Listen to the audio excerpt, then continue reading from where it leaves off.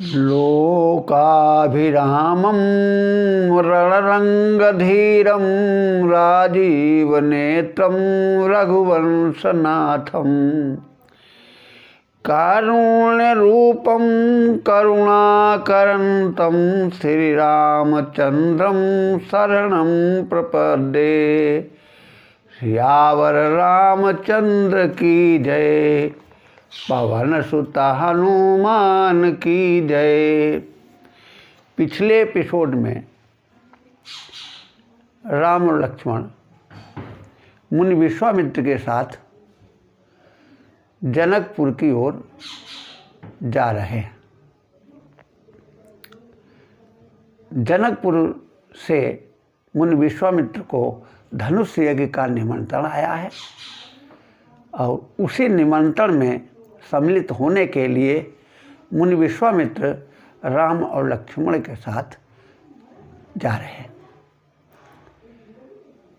जाते समय मार्ग में एक आश्रम दिखाई दिया। तो आश्रम एक दीख मग माही, खग मृग जीव जंतु ताह नाही। वो ऐसा आश्रम था जहाँ न कोई खग यानी पक्षी और न कोई मृग, जीव जंतु वहाँ कोई थे ही नहीं, और वृक्ष सब सूखे हुए थे। उजड़ा हुआ आश्रम दिखाई दिया। तो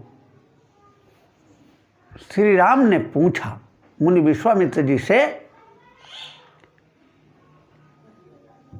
और पूछा कब?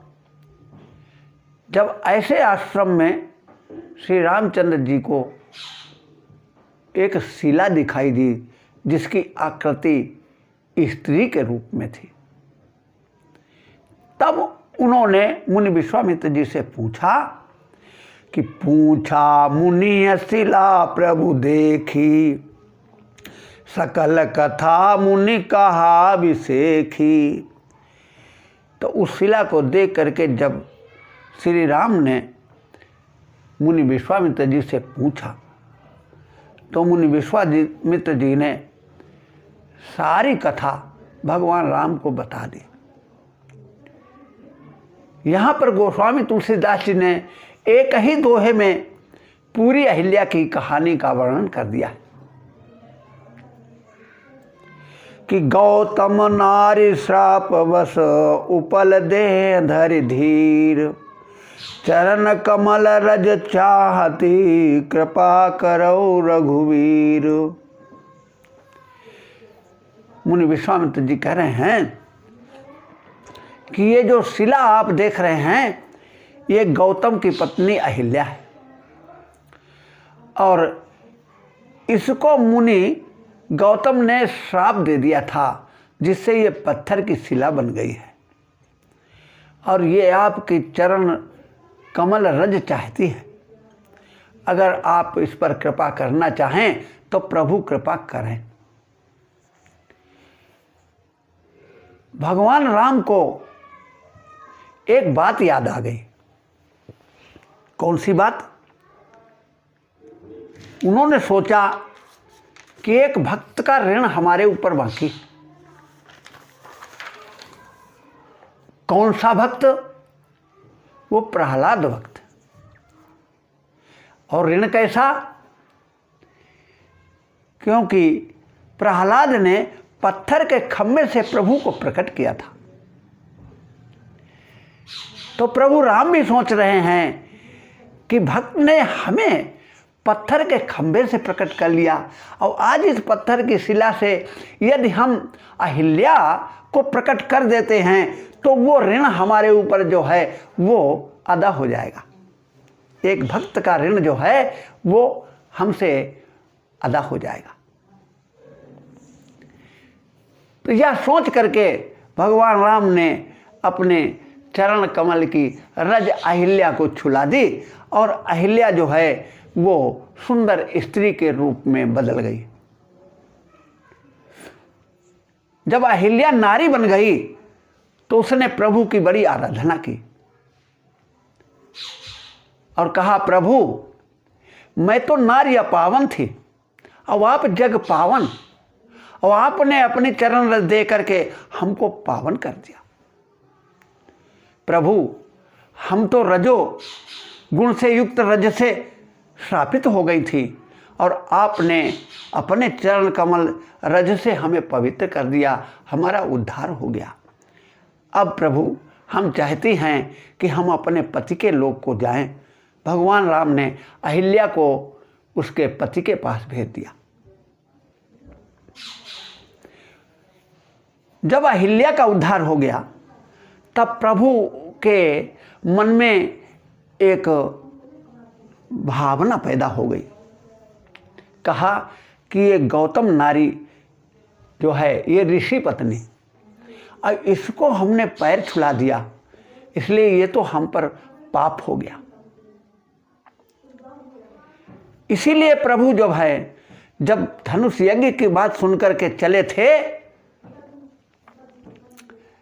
तो वहां पर तुलसीदास जी बाबा लिखते हैं कि धनुष यज्ञ सुनि रघुकुल नाथा, और हर्ष से चले मुनिवर के साथा। कि वहां पर हर्ष करके चले, लेकिन यहां जब अहिल्या को इन्होंने अपना पैर छुला दिया, तो अब यहां पर इनका हर्ष जो है वो नहीं रहा। अब क्या है,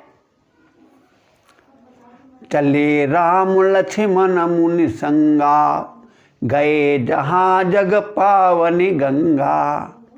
अब यहां पर राम लक्ष्मण दोनों मुनि के साथ चले जा रहे हैं, कोई हर्ष नहीं है।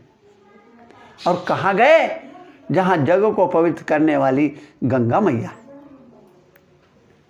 जब गंगा की कथा ऋषि विश्वामित्र ने राम को सुनाई कि ये गंगा का पदार्पण कैसे हुआ पृथ्वी पर, ये सुनकर के प्रभु बड़े प्रसन्न हुए कि हमारे ही कुल के, हमारे ही पूर्वजों के द्वारा ये गंगा पृथ्वी पर लाई गई है। तब प्रभु ऋषि न समेत नहाए, विविध दान महिदेवन पाए। तब भगवान प्रभु ने ऋषियों के सहित उस गंगा जी में स्नान किया और ब्राह्मणों को दान दिया। अब देखिए कि गंगा का पावन चरित्र सुनने से मन प्रसन्न हुआ। गंगा में स्नान करने से भगवान का तन पवित्र हुआ और दान देने से धन पवित्र हुआ। जब तीनों चीज़ें पवित्र हो गई, तब प्रभु प्रसन्न हो गए। अब तुलसीदास जी लिखते हैं कि हरस चले मुनि वृंद सहाया, बेग विदेह नगर निराया। अब मुनि विश्वामित्र के साथ जो जा रहे हैं, वो हरस माने प्रसन्नता पूर्वक जा रहे हैं। और विदेह नगर अब निकट ही आ गया था। तो विश्वामित्र महामुनि आए, समाचार मिथिलापति पाए, कीन प्रणाम चरण धरि माथा, दीन अशीष मुदित मुनि नाथा। जब राजा जनक को ये बात मालूम हुई कि मुनि विश्वामित्र जी हमारे नगर में आए हुए हैं, तो वो ब्राह्मणों को और ऋषियों को लेकर के मुनि विश्वामित्र के स्वागत के लिए पहुँचे।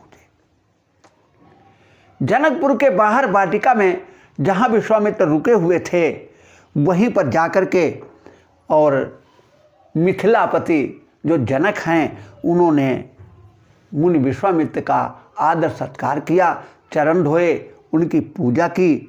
मुनि विश्वामित्र ने उनको आशीष दिया। आशीर्वाद देने के बाद वो राजा जनक जो हैं, वो विश्वामित्र के पास बैठ गए। उस समय खाली विश्वामित्र मुनि मंडली के साथ बैठे हुए थे, राम लक्ष्मण वहाँ नहीं थे, क्योंकि राम लक्ष्मण जी ये पुष्प वाटिका देखने गए थे कि वो जो बगिया थी वो बड़ी सुंदर थी, उसको देखने के लिए निकल गए थे। और थोड़ी ही देर बाद वो वहाँ पर आ गए। कितने ही अवसर आए दो भाई, गए रहे देखन फूल भाई। उसी समय दोनों भाई प्रकट हो गए वहाँ, और उनको देख करके जो लोग बैठे हुए थे सब खड़े हो गए। उठे सकल जब रघुपति आए, विश्वामित्र निकट बैठाए। तो जिस समय भगवान राम आए उस समय सभी लोग खड़े हो गए। विश्वामित्र जी ने राम लक्ष्मण को अपने पास बैठा लिया, तब सभी लोग बैठे। ये भगवान के प्रताप का प्रभाव है। अब आगे की बात आगे अगले एपिसोड में। सियावर रामचंद्र की जय।